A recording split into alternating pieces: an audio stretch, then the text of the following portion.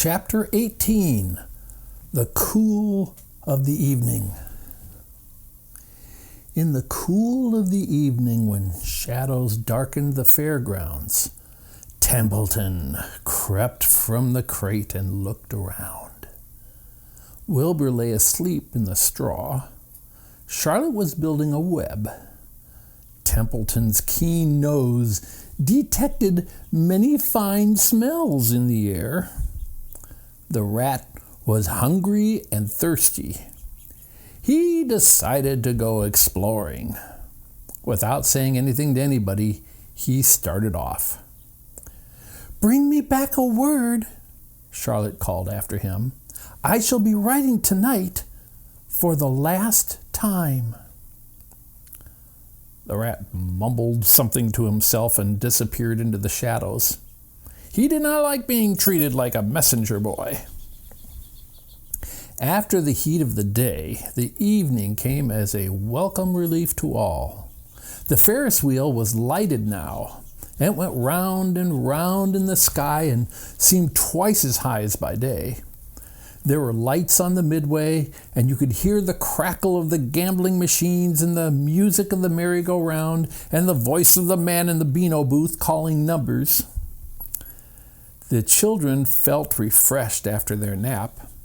Fern met her friend Henry Fussy, and he invited her to ride with him in the Ferris wheel. He even bought a ticket for her, so it didn't cost her anything.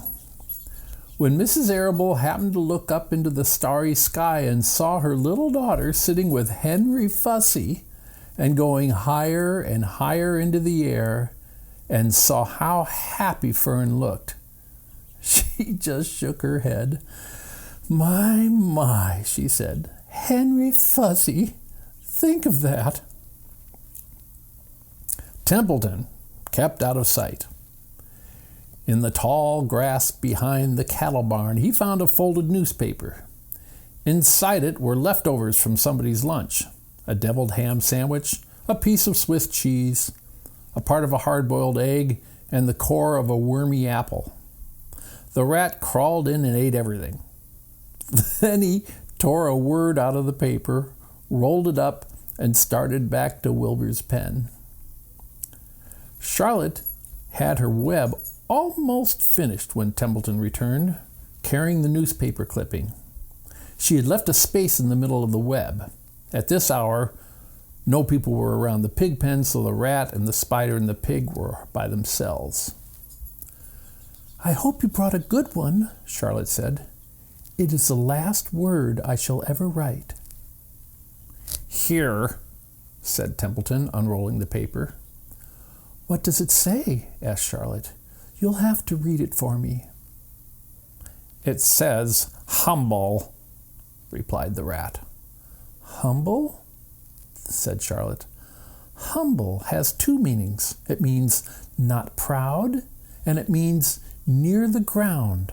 That's Wilber all over. He's not proud, and he's near the ground." "Well, I hope you're satisfied," sneered the rat. "I'm not going to spend all my time fetching and carrying. I came to this fair to enjoy myself, not to deliver papers." "You've been very helpful," Charlotte said. "Run along if you want to see more of the fair." The rat grinned. "I'm going to make a night of it," he said. "The old sheep was right. This fair is a rat's paradise. What eating and what drinking, and everywhere good hiding and good hunting. Bye-bye, my humble Wilber. Fare thee well, Charlotte, you old schemer. This will be a night to remember in a rat's life." He vanished into the shadows. Charlotte went back to her work. It was quite dark now. In the distance, fireworks began going off. Rockets scattering fiery balls in the sky. By the time the Arables and the Zuckermans and Lurvy returned from the grandstand, Charlotte had finished her web. The word humble was woven neatly in the center. Nobody noticed it in the darkness. Everyone was tired and happy. Fern and Avery climbed into the truck and lay down. They pulled the Indian blanket over them.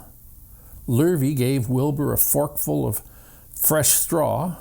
Mr. Arable patted him. "Time for us to go home," he said to the pig. "See you tomorrow."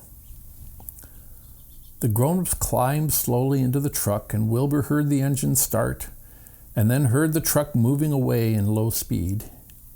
He would have felt lonely and homesick had Charlotte not been with him. He never felt lonely when she was near. In the distance, he could hear the music of the merry-go-round. As he was dropping off to sleep, he spoke to Charlotte. "Sing me that song again about the dung in the dark," he begged. "Not tonight," she said in a low voice. "I'm too tired." Her voice didn't seem to come from her web. "Where are you?" asked Wilbur. "I can't see you.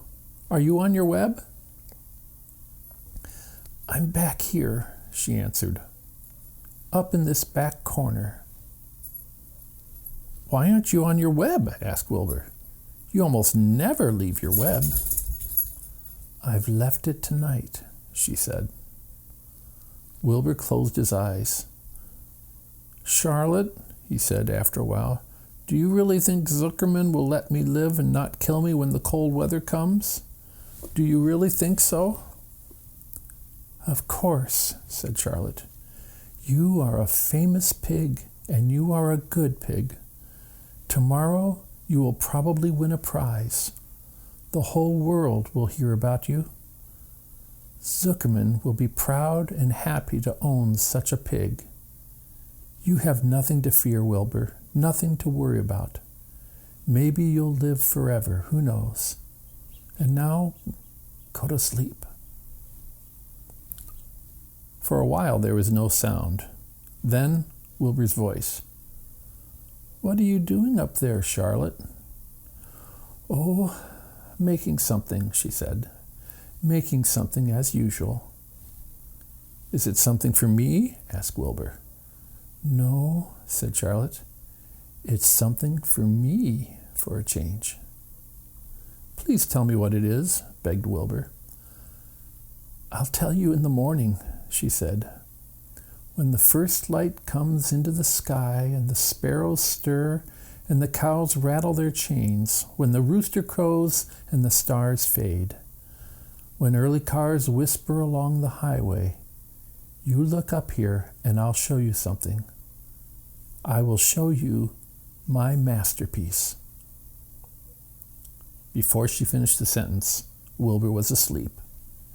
She could tell by the sound of his breathing that he was sleeping peacefully, deep in the straw. Miles away, at the Arable's house, the men sat around the kitchen table eating a dish of canned peaches and talking over the events of the day. Upstairs, Avery was already in bed and asleep. Mrs. Arable was tucking Fern into bed. "Did you have a good time at the fair?" she asked as she kissed her daughter. Fern nodded. "I had the best time I have ever had anywhere or any time in all of my whole life." "Well," said Mrs. Arable, "isn't that nice?"